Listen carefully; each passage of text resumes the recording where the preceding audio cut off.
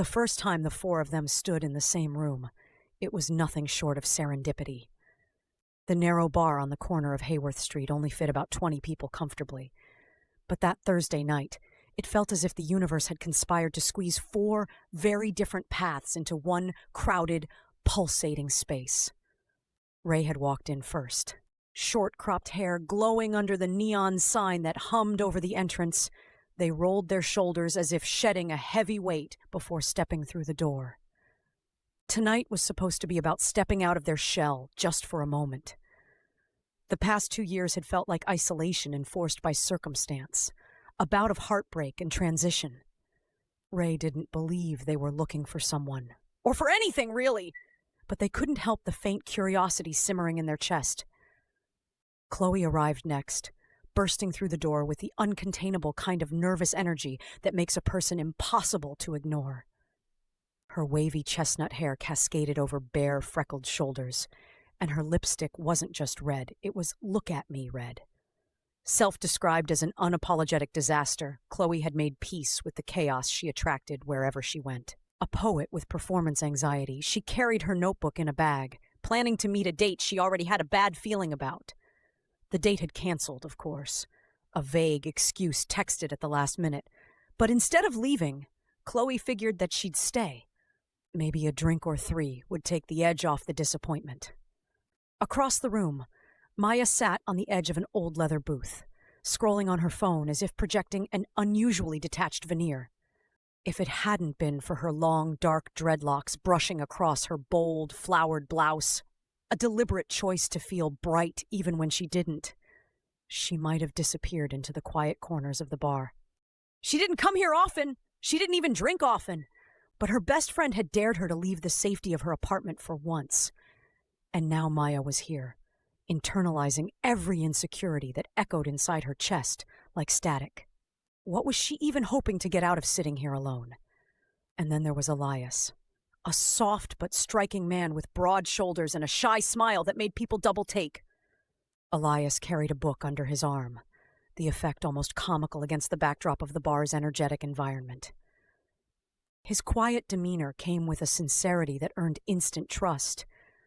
But being wanted was something he'd always struggled to believe in. Tonight's plan had been simple. Read a book, nurse a drink, and enjoy the evening in solitude. No one would expect anything from him, and he'd expect nothing from anyone. That was safe, comforting, familiar. So there they all were. Ray at the bar, Chloe laughing too loudly at herself, Maya nervously fidgeting with her blouse, and Elias thumbing the pages of a book whose title was hard to read under the bar light's glow. It all started with Chloe. Of course it did, because Chloe had a way of bumping into connections with absolutely zero subtlety. She sidled up next to Ray, ordered something in a sugar-rimmed glass, and muttered to no one in particular, "Well, guess tonight's already a flop!" Ray smirked, glancing briefly at her. Chloe turned to answer, blinking at Ray's confident stance and the air of quiet ease that exuded from them. A blush colored her cheeks. Ray didn't laugh, but their lips turned upward. "Maybe tonight just hasn't started yet!" Moments later, Maya, sitting at the nearby booth, had overheard Chloe's animated response. The words "disaster lesbian" had somehow made their way into the conversation, and Maya couldn't help but stifle a chuckle. When Chloe spotted her reaction, she waved enthusiastically, the kind of move no stranger expects, but feels nonetheless magnetic. In the span of minutes, Maya had been drawn into the gravity field Chloe seemed to create so easily, and soon she was explaining her own apprehension to nights like this. "Honestly," Maya admitted, stirring her soda with a tiny straw, "I wouldn't even be here if I hadn't been dragged out of the house by a friend's idea of lofty encouragement." Ray nodded knowingly, raising their glass. To shared reluctant adventures, then. Over in Elias's corner, he'd been watching the group form with vague interest. Ray noticed him first and caught his shy glance with a quick, casual tilt of their head. "Hey!" Ray's voice cut through the bar's ambient noise, warm and welcoming. "We've got room." Elias blinked, sitting just a little straighter in his seat. Chloe slid over with a mischievous grin.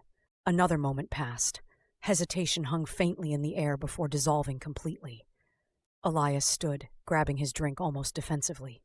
But when he slid into the growing circle, something warm fluttered in his chest. This group was interesting. As the weeks unfurled following that night, something unnameable began to take shape among the four of them. It wasn't instantaneous, but it was inevitable. In this shared space, their mismatched edges began to align, creating something whole and beautiful. Tentative invitations turned to casual outings and long, unexpected nights. Playful teasing gave way to whispered confessions about fears and failures. For Chloe, it was the way Maya's gentle smile seemed quieter, yet no less radiant, when she read her poetry aloud late at night. It was how Ray never judged her occasional dramatic outbursts, but instead leaned into her boldness with an almost perfect complement of dry humor. And Elias, sweet Elias, never got tired of hearing her ramble about whatever obsession grabbed her that week. For Maya, it was Chloe's ferocious passion, the fire that lit up any room she was in, and that also, surprisingly enough, soothed her anxieties when no one else could. It was Elias's steadiness, his grounding presence, that seemed to say, "You don't have to be perfect here." And Ray, calm, confident Ray, made her feel like her voice mattered, especially in those moments she doubted herself most. For Elias, it was how Ray carried the weight of unspoken grief in their sharp features, but always smiled just enough to brighten the whole group. It was Chloe's innocence wrapped in irreverence, as well as Maya's kindness, which came without pretense or condition. And for Ray, it was all of them, their mismatched edges forming something alarmingly whole. They discovered things about each other in pieces. Maya admitted her fear of abandonment, the shadow left behind from years of friends and lovers who had taken more than they gave. Chloe confessed how she often felt like an imposter in the queer community, worrying that her failures reflected who she was at her core. Ray's guarded exterior masked a deep fear of being misunderstood or unlovable after a long past of rejection during their journey through transitioning. Elias, soft-spoken as ever, once admitted that he felt invisible most of his life, as if his quiet nature made people forget he was worth noticing. In a world that so often made them small, they grew together. Their love wasn't built on grand gestures. It was all of them, their mismatched edges forming something alarmingly whole. Their love wasn't built on grand gestures. It was in the small, tender moments. The way Elias curled against Ray's chest during quiet movie nights, warmth radiating between them like a second heartbeat. A stolen kiss in the kitchen, fingers grazing over the slope of a bare shoulder, laughter punctuating rooms where no one had to worry about being too much or not enough. If their love was fire, it wasn't a wild, consuming blaze. It was a steady flame, keeping each of them just warm enough to thrive. They weren't perfect, but standing together in the soft glow of their shared affection, they were enough. Always enough. And when the world pushed hard, the four of them held each other harder.